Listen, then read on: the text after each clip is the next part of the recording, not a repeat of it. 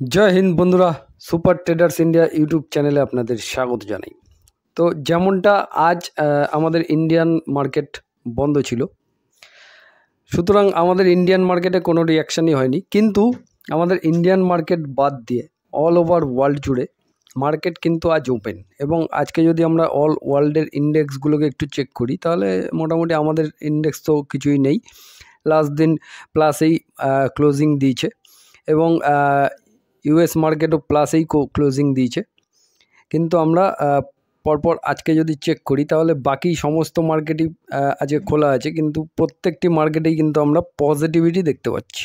যেমনটা গতকালকের ভিডিওতে আমি দেখতেই পাচ্ছেন, সমস্ত মার্কেটই মোটামুটি পজিটিভই আমরা দেখতে পাচ্ছি অল ওভার ওয়ার্ল্ড জুড়ে। কেন, তার কারণটা আমি গতকালকের ভিডিওতে পরিষ্কার করে বুঝিয়ে বলে দিয়েছিলাম, ঠিক আছে? তো যারা যারা গতকালকের ভিডিওটি দেখেছেন তারা জানবেন, যারা দেখেননি চ্যানেলে দেওয়া আছে, দেখতে পেয়ে যাবেন। এছাড়া আমি চ্যানেলের মধ্যে এই চ্যানেলেও একটা প্লে লিস্ট করে রেখেছি। প্লে লিস্টের মধ্যেও কিছু কিছু বাছাই করা ভিডিও যেমন থাকবে, সেই ভিডিওগুলোকে আমি প্লে লিস্টের মধ্যে সেট করে দেব। তো আপনারা পরবর্তীকালেও কিন্তু সেই প্লে লিস্টগুলো থেকে ভিডিও পেয়ে যাবেন খুব সহজেই, ঠিক আছে? তো যাই হোক, এই ভিডিওর মধ্যে আমি টোটাল 4-5টা স্টক নিয়ে আলোচনা করব, ঠিক আছে? সেই স্টকগুলো ধীরে ধীরে একটা ওপরের দিকে যাওয়ার চেষ্টা করছে, যেটা দেখতে পাচ্ছি, সেটাই আমি আপনাদের সামনে শেয়ার করব। তো চলে আসি আমি পরপর স্টকগুলোতে।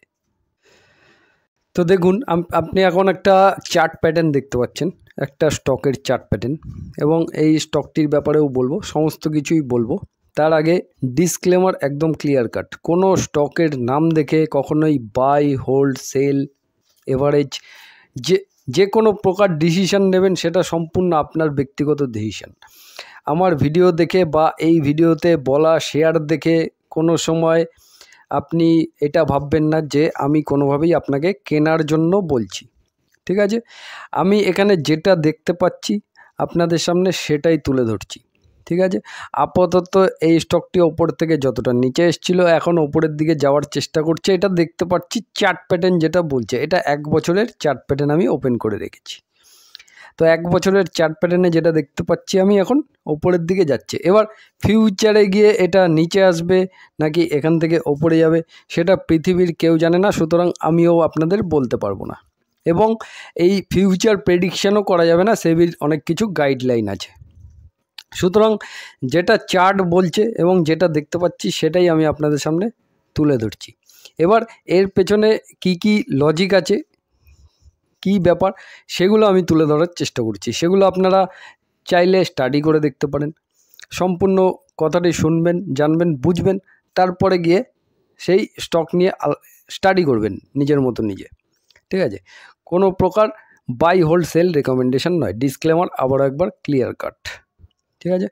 তো আপাতত ওপর থেকে যতটা নিচে এসেছিলো, এখন ধীরে ধীরে ওপরের দিকে যাওয়ার চেষ্টা করছে, যেটা দেখতে পাচ্ছি 1 বছরের চার্ট প্যাটার্ন যেটা বলছে। এবং 5 বছরের চার্ট প্যাটার্নটা যদি দেখি, তাহলে 5 বছরে এই স্টকটি 418% এখনও রিটার্ন দিয়েছে, কারেকশান হওয়ার পরেও, ঠিক আছে? তাহলে 5 বছর আগে স্টকটি একদম শান্ত ছিল, মানে স্টকটির ফার্স্ট ফেজ চলছিল, তারপরে চলে আসে তার সেকেন্ড ফেজ, এবং তারপরে আসে থার্ড ফেজ, এবং ধীরে ধীরে আবার রিকভারি করছে আপাতত। এবার স্টকটি কি? স্টকটি হচ্ছে টরেন্ট পাওয়ার লিমিটেড। এবার পাওয়ারের ডিমান্ড কি কখনো কম হতে পারে বলে মনে হয়?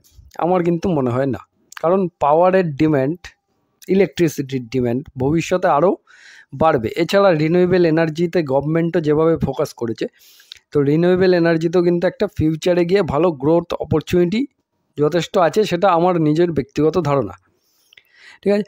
এবার চলে আসবো আমি এই কোম্পানির ফান্ডামেন্টালে কি পজিটিভ দেখতে পাচ্ছি জিনিস, কি নেগেটিভিটি দেখতে পাচ্ছি, সমস্ত ব্যাপারটাই আপনাদের সামনে তুলে ধরছি। তো দেখুন, torrent power is a leading integrated power utility company in India with presence across generation, transmission and distribution of power. Its operation and spread across the state of Gujarat, Maharashtra, Uttar Pradesh and Karnataka. It is a part of Torrent Group, ঠিক আছে? Torrent গ্রুপেরই একটি company torrent পাওয়ার। তো torrent group হচ্ছে অনেক বড় একটা group, which has presence across pharmaceutical products আছে, power and city gas distribution business আছে কোম্পানির। এছাড়া বাকি সমস্ত ডিটেলস এই কি পয়েন্টের নিচে যে রিড মোর অপশানটি দেখতে পাচ্ছেন, এখানে জাস্ট ক্লিক করলেই আপনি সমস্ত ডিটেলস কোম্পানি সম্বন্ধে যাবতীয় তথ্য সমস্ত কিছুই পেয়ে যাবেন। যারা নতুন আছেন জেনে নিন, এখান থেকে একটু কষ্ট করে দেখে নেবেন, ঠিক আছে। তো কোম্পানির মার্কেট ক্যাপ হচ্ছে ৭৮,৭০০ কোটি টাকা, তার মানে একটা মিড ক্যাপ স্টক, ঠিক আছে। আপাতত এখন কারেকশান হয়ে মিড ক্যাপে পরিণত হয়েছে, লার্জ ক্যাপ স্টকই বলা চলে, ঠিক আছে।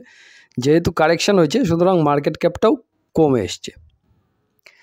এই মার্কেট ক্যাপের ব্যাপারটা গত পরশু দিনের ভিডিওতে আমি বলেছিলাম।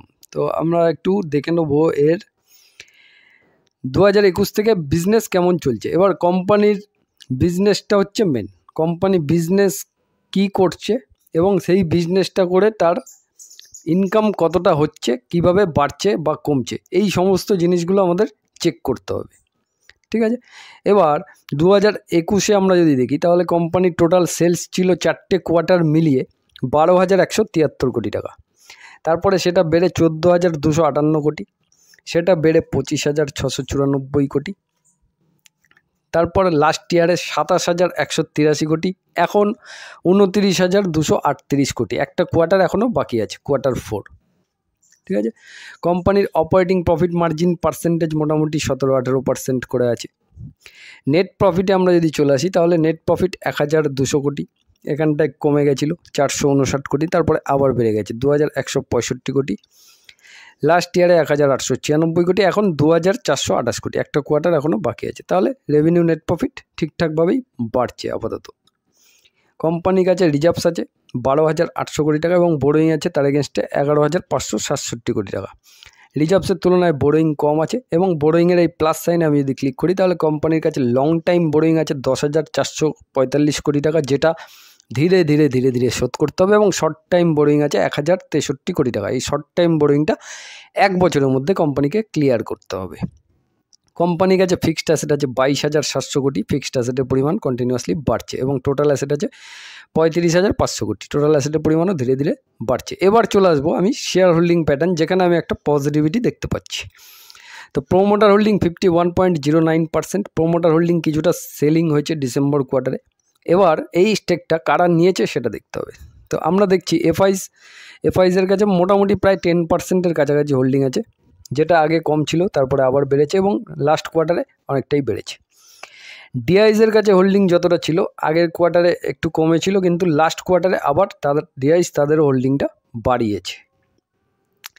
এবং গভর্নমেন্টের কাছেও মোটামুটি 8% স্টেক আছে, এবং পাবলিকের কাছে আছে 9.42% স্টেক, যেটা পাবলিক হোল্ডিং অনেকটা ছিল সেখান থেকে কমে এখন 10%-এর নিচে পাবলিক হোল্ডিং আছে, যেটা আমার কাছে একটা পজিটিভনেস লেগেছে, ঠিক আছে। তো এবার এই কোম্পানির বিজনেসটা আমার খুবই পছন্দ, এবং এই বিজনেসটা এমনই বিজনেস যে এর ডিম্যান্ড কখনো কমবে না, ডিম্যান্ড কন্টিনিউয়াসলি বাড়তে থাকবে, এবং ধীরে ধীরে শেয়ার প্রাইসটা এখন আপাতত উপরের দিকে যাচ্ছে, তবে ফিউচারে কী হবে নিচে না উপরে সেটা পৃথিবীর কেউ জানে না, সুতরাং আমিও সেই প্রেডিকশন করতে পারবো না।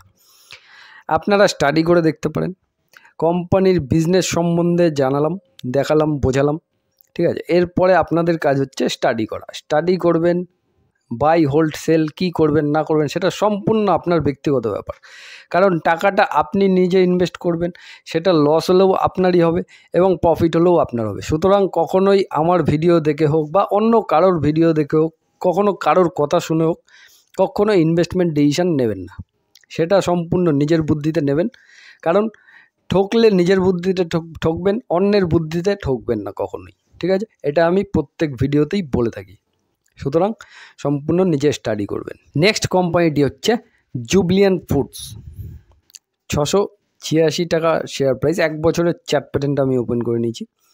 তো 1 বছরে এখান থেকে একটা দারুণ রিটার্ন দিয়ে তারপরে এই জায়গার মধ্যেই ওঠানামা করছে, ঠিক আছে।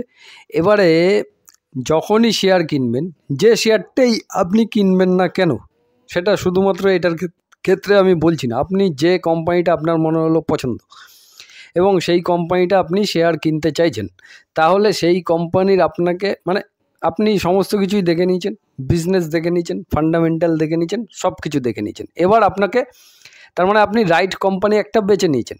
এবার একটা রাইট কোম্পানি বাছার সাথে সাথে আপনাকে রাইট প্রাইস বাছতে হবে। এবার রাইট প্রাইসটা আপনি কিভাবে পাবেন সেটা হচ্ছে এই রকম 1 বছরের একটা চার্ট প্যাটার্ন আমি ওপেন করে নিয়েছি।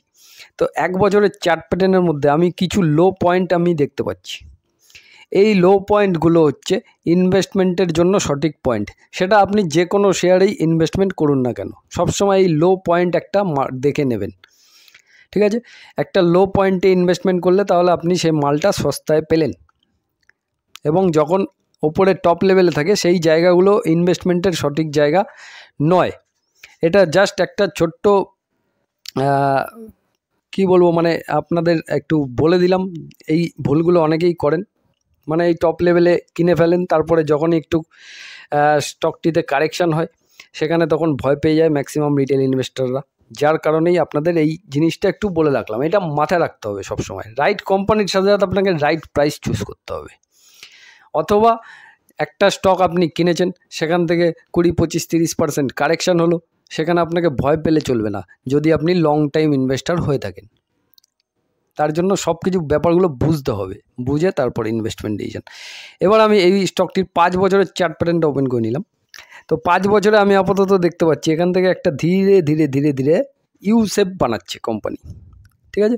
তার মানে একটা উপরের দিকে যাওয়ার চেষ্টা করছে, মাঝখানে মাঝখানে এরকম ডিপ দেয়, ঠিক আছে? কিন্তু আলটিমেটলি দেখতে পাচ্ছি এটা ওপরের দিকে যাওয়ার চেষ্টা করছে। এবার ম্যাক্সিমাম চার্ট প্যাটার্ন যদি কোম্পানির বের করি, তাহলে maximum chart pattern left to right কিন্তু ওপরের দিকেই দেখতে পাচ্ছি। এবার চলে আসি আমি কোম্পানির ফান্ডামেন্টালে। তো জুবলিয়ান ফুড নিয়ে আর নতুন করে বলার কিছু নেই, কারণ জুবলিয়ান ফুড হচ্ছে ডোমিনোজ পিৎজা, ঠিক আছে? এটা একটা ব্র্যান্ড কোম্পানির, ঠিক আছে? তো পিৎজা খাওয়া কখনোই মনে হচ্ছে বন্ধ হবে না, এবং ফাস্ট ফুড আইটেম এইগুলো কিন্তু ফিউচারে গিয়েও চলবে, এবং ফাস্ট ফুড আইটেমের ডিম্যান্ড কন্টিনিউয়াসলি ধীরে ধীরে বাড়ছে, যেটা দেখতে পাচ্ছি। হ্যাঁ, ভবিষ্যতে যদি মানুষ খাওয়া দাওয়া ছেড়ে দেয় তাহলে সেটা আলাদা কথা, সেক্ষেত্রে কিছু করার নেই, তখন কোম্পানিগুলোও লস খাবে। তো যতদিন আপাতত বিজনেসটা চলছে এবং এইভাবে মানুষজন খাবে, ততক্ষণ বিজনেসটা চলবে আশা করা যায়। তো আশা করি মানুষের খাওয়া দাওয়া বন্ধ হবে না কখনোই, এটা মনে হচ্ছে আমার, যার কারণেই বললাম এই কথাটা। তো কোম্পানির মার্কেট ক্যাপ আমরা যদি চেক করি তাহলে 45,200 কোটি টাকা। তাহলে প্রত্যেকটি স্টকই মিড ক্যাপ স্টক থাকবে। এবার আমরা দেখে নেবো একটু কোম্পানির বিজনেস 2021 থেকে কেমন চলছে। বছরে 3,300 কোটি, বেড়ে 4,300 কোটি, বেড়ে 5,158 কোটি। লাস্ট ইয়ারে 5,654 কোটি, এখন 7,611 কোটি টাকা। একটা কোয়ার্টার এখনও বাকি আছে, তাহলে কন্টিনিউয়াসলি বাড়ছে রেভিনিউ। নেট প্রফিটে আমরা যদি চলে আসি 231 কোটি, 418 কোটি, 353 কোটি, একটু নেমে এসছে, তারপরে 400 কোটি, এখন 376 কোটি। একটা কোয়ার্টার এখনও বাকি আছে, তাহলে রেভিনিউ নেট প্রফিট ওকে আছে। রিজার্ভস যদি দেখি কোম্পানি, তাহলে রিজার্ভস আছে 2,053 কোটি টাকা। রিজার্ভসটা কন্টিনিউয়াসলি বাড়ছে। বোরোইং আছে 4,200 কোটি। রিজার্ভস তুলনায় বোরোইংটা একটু বেশি আছে, প্লাস সাইনে ক্লিক করলাম। তো লং টাইম বোরোইং আছে কোম্পানির কাছে 1,230 কোটি টাকা। লং টাইম বোরোইংটা ধীরে ধীরে ধীরে ধীরে ক্লিয়ার করতে হবে। শর্ট টাইম বোরোইং 263 কোটি টাকা মাত্র। কোম্পানির কাছে ফিক্সড অ্যাসেট আছে 6,340 কোটি। ফিক্সড অ্যাসেটের পরিমাণ বাড়ছে এবং টোটাল অ্যাসেটের পরিমাণ 8,200 কোটি, এবং টোটাল অ্যাসেটের পরিমাণও ধীরে ধীরে বাড়ছে। শেয়ার হোল্ডিং প্যাটার্নটা আমরা যদি চেক করি, তাহলে প্রোমোটার হোল্ডিং মোটামুটি 45% আছে, এবং এফআইসকে যদি দেখি, এফআইস তাদের স্টেক বাড়াচ্ছে, এবং ডিআইসকেও যদি দেখি, তো ডিআইসও তাদের হোল্ডিংটা বাড়িয়েছে। এবং পাবলিককে যদি দেখি, পাবলিক ধীরে ধীরে ধীরে ধীরে তাদের স্টেক কমছে, এবং পাবলিক হোল্ডিং 10%-এর নিচে আছে। স্টাডি করে দেখতে পারেন, ঠিক আছে? কোম্পানির ব্যাপারে পুরোটাই বললাম, সম্পূর্ণ আপনার ব্যক্তিগত ব্যাপার। নেক্সট কোম্পানিটি হচ্ছে অশোক লেল্যান্ড। 209 টাকা শেয়ার প্রাইস আছে। 1 বছরের চার্ট প্যাটার্নটা আমি ওপেন করে রেখেছি। 1 বছরে স্টকটি ওপর থেকে নিচে এসে মোটামুটি একটা জায়গায় স্টেবল হয়েছে দেখতে পাচ্ছি, এবং 5 বছরের চার্ট প্যাটার্নটা যদি বের করি, তাহলে ধীরে ধীরে ধীরে ধীরে এখান থেকে মোটামুটি একটা ট্রেন লাইন দেখতে পাচ্ছি, এবং এখান থেকে একটা ট্রেন লাইন। তাহলে এই জায়গার মধ্যেই ওপর নিচ করে ধীরে ধীরে উপরের দিকে যাওয়ার চেষ্টা করছে দেখতে পাচ্ছি। এবং ম্যাক্সিমাম চার্ট প্যাটার্নটা যদি ওপেন করি, তাহলে ম্যাক্সিমাম চার্ট প্যাটার্নও লেফট টু রাইট ওপরে মাঝের মধ্যে এরকম ডিপ পাওয়া যায়। এবার চলে আসি আমি কোম্পানির ফান্ডামেন্টালে। আচ্ছা, অশোক লেল্যান্ড হচ্ছে অটোমোবাইল সেক্টর এবং হেভি ভেহিকেলসে মার্কেট লিডার কোম্পানি। হেভি ভেহিকেলসে কিন্তু যথেষ্ট মার্কেট শেয়ার রাখে। তো অশোক লেল্যান্ডের মার্কেট ক্যাপ আছে 61,227 কোটি টাকা। তো মিড ক্যাপ কোম্পানি। এবার চলে আসবো আমরা একটু বছরে কোম্পানি ব্যবসাটা কেমন করছে 2021 থেকে যদি চেক করি। 19,400 কোটি রেভিনিউ 2021-এ, সেটা বেড়ে 26,200 কোটি, 2023-এ বেড়ে 41,600 কোটি, এবং লাস্ট ইয়ারে 45,700 কোটি, এখন 47,445 কোটি, একটা কোয়ার্টার এখনও বাকি আছে। নেট প্রফিটের দিকে যদি আমরা চলে আসি তাহলে কোম্পানি মাইনাসে ছিল, -70 কোটি, মানে নেট প্রফিট কিছুই হচ্ছিল না, সেখান থেকে কিন্তু কোম্পানি প্রফিটে চলে এসছে 1,359 কোটি। তারপরে লাস্ট ইয়ারে 2,696 কোটি এবং এখন 3,071 কোটি টাকা, একটা কোয়ার্টার এখনও বাকি আছে। তাহলে লস মেকিং থেকে প্রফিট মেকিংয়ে চলে এসছে কোম্পানি। কোম্পানির কাছে রিজার্ভস আছে 10,000 কোটি টাকা, রিজার্ভসের পরিমাণ বাড়ছে, এবং বোরোয়িং আছে 44,000 কোটি টাকা। বোরোয়িংয়ের পরিমাণ একটু বেশি আছে, তো লং টাইম বোরোয়িং আছে 31,500 কোটি টাকা। লং টাইম বোরোয়িংটা ধীরে ধীরে ক্লিয়ার করতে হবে, এবং শর্ট টাইম বোরোয়িং 12,400 কোটি টাকা। তো বোরোয়িং আছে বলে ঘাবড়ানোর কোনো ব্যাপার নেই, মানে বোরোয়িং কোম্পানির থাকতেই পারে, বোরোয়িং সব সময় নেগেটিভ নাও হতে পারে। তো সেই ঋণ নিয়ে, সেই ঋণটাকে যদি কোম্পানি কাজে লাগায় এবং তার ব্যবসাকে গ্রো করে, তাহলে সেক্ষেত্রে ঋণ নেওয়া যথেষ্ট ভালো।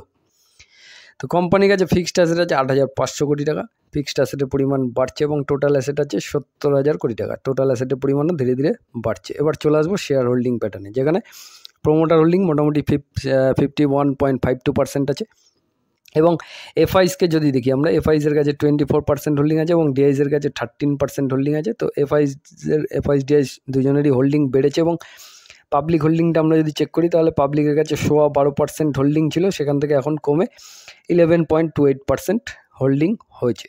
তো মোটামুটি বড় প্লেয়ারদের কাছেই ম্যাক্সিমাম মাল আছে। চলে আসি নেক্সট কোম্পানিটি হলো Mahindra and Mahindra financial services limited. 261 টাকা বর্তমানে শেয়ার প্রাইস। এক বছরের রিটার্নটা আমরা যদি চেক করি তাহলে কোনো রিটার্ন নেই, নেগেটিভ রিটার্ন, এবং এক বছরে মোটামুটি 52 উইক লোয়ের কাছাকাছি এসে বসে আছে। এবং 5 বছরের রিটার্ন যদি চেক করি তাহলে 5 বছর 138% রিটার্ন, এবং এখন ওপর থেকে একটু নিচের দিকে আছে। এবং ম্যাক্সিমাম চার্ট প্যাটার্নটা যদি দেখি তাহলে কোম্পানির চার্ট প্যাটার্নটা ম্যাক্সিমাম লেফট টু রাইট উপরের দিকেই আছে, এবং মাঝের মধ্যেই এরকম ডিপ কিন্তু পাওয়া যায়। এবার চলে আসবো আমি কোম্পানির ফাইন্যান্সিয়ালে। তো মহিন্দ্রা ফাইন্যান্সিয়াল হচ্ছে একটা ফাইন্যান্স কোম্পানি, 32,500 কোটি টাকা মার্কেট ক্যাপ, তো একটা মিড ক্যাপ কোম্পানি। এবার চলে আসবো আমি কোম্পানির বিজনেসটা কেমন করছে সেটা দেখাবো। 2021 থেকে বছরে 12,300 কোটি, 11,400 কোটি, একটু কমে গেছে, তারপরে আবার বেড়ে গেছে 12,800 কোটি, লাস্ট ইয়ারে 15,963 কোটি, এখন 17,858 কোটি, একটা কোয়ার্টার বাকি আছে।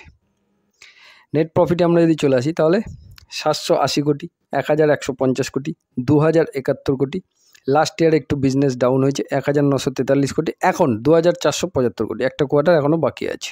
তাহলে রেভিনিউ নেট প্রফিট দুর্দান্ত বাড়ছে। কোম্পানির কাছে রিজার্ভস আছে 19,800 কোটি টাকা, রিজার্ভসের পরিমাণ বাড়ছে যেটা ভালো, এবং বোরোয়িংয়ের পরিমাণ বাড়ছে। তো ফাইন্যান্স কোম্পানির বোরোয়িং যত বাড়বে তত ভালো, ফাইন্যান্স এবং ব্যাংকের। কোম্পানির কাছে ফিক্সড অ্যাসেট 1,158 কোটি টাকা, ফিক্সড অ্যাসেটের পরিমাণ বাড়ছে, এবং টোটাল অ্যাসেট 1,33,000 কোটি, টোটাল অ্যাসেটের পরিমাণও ধীরে ধীরে বাড়ছে। শেয়ার হোল্ডিং প্যাটার্নে যদি চলে আসি, প্রোমোটার হোল্ডিং মোটামুটি 52%, এফআইস ডিআইস ম্যাক্সিমাম হোল্ডিং বড় প্লেয়ারদের কাছেই, এবং পাবলিকের কাছে 6% হোল্ডিং আছে। পাবলিক হোল্ডিং 7% ছিল, সেখান থেকে কমেছে, এবং ডিআইসকে কন্টিনিউ যদি আমরা দেখি, ডিআইস বাই করেছে এবং এফআইসও বাই করেছে। তো ম্যাক্সিমাম হোল্ডিংটাই বড় প্লেয়ারদের কাছে আছে, স্টাডি করে দেখতে পারেন। নেক্সট কোম্পানিটি হচ্ছে বায়োকন লিমিটেড, 317 টাকা শেয়ার প্রাইস। এক বছরের চার্ট প্যাটার্নটা আমি ওপেন করে নিচ্ছি। তো এক বছরের চার্ট প্যাটার্নে মোটামুটি একটা লো লেভেলে দেখতে পাচ্ছি, এবং 5 বছরের চার্ট প্যাটার্নে যদি দেখি তাহলে 5 বছরে কোম্পানি নেগেটিভ রিটার্নে আছে। তাহলে 5 বছর ধরে কোম্পানিটি এখনও কোনো রিটার্ন দেয়নি, তার মানে নিচ থেকে ধীরে ধীরে একটা ইউসেপ বানাচ্ছে, মানে রিকভারি করছে। এবং ম্যাক্সিমাম চার্ট প্যাটার্নটা যদি ফলো করি তাহলে maximum chart pattern left to right মোটামুটি ওপরে আছে, এবং মাঝের মধ্যে ডিপ এরকম পাওয়া যায়। তাহলে এবার দেখতে হবে আমাদের কোম্পানির ফান্ডামেন্টাল। তো বায়োকনের মার্কেট ক্যাপ হচ্ছে 38,000 কোটি টাকা, তো মিড ক্যাপ কোম্পানি। এবার চলে আসবো আমরা কোম্পানি বিজনেস কেমন করছে 2021 থেকে বছরে। 7,100 কোটি, বেড়ে 8,100 কোটি, বেড়ে 11,100 কোটি, বেড়ে 14,700 কোটি, এখন 14,762 কোটি, একটা কোয়ার্টার এখনও বাকি আছে। ঠিক আছে, নেট প্রফিটে আমরা যদি চলে আসি তাহলে 846 কোটি, 772 কোটি, একটু কমে গেছে, 643 কোটি, কমে গেছিলো, লাস্ট ইয়ারে বেড়ে গেছে 1,298 কোটি, এখন 1,193 কোটি, একটা কোয়ার্টার এখনও বাকি আছে। তাহলে রেভিনিউ নেট প্রফিট ঠিক আছে।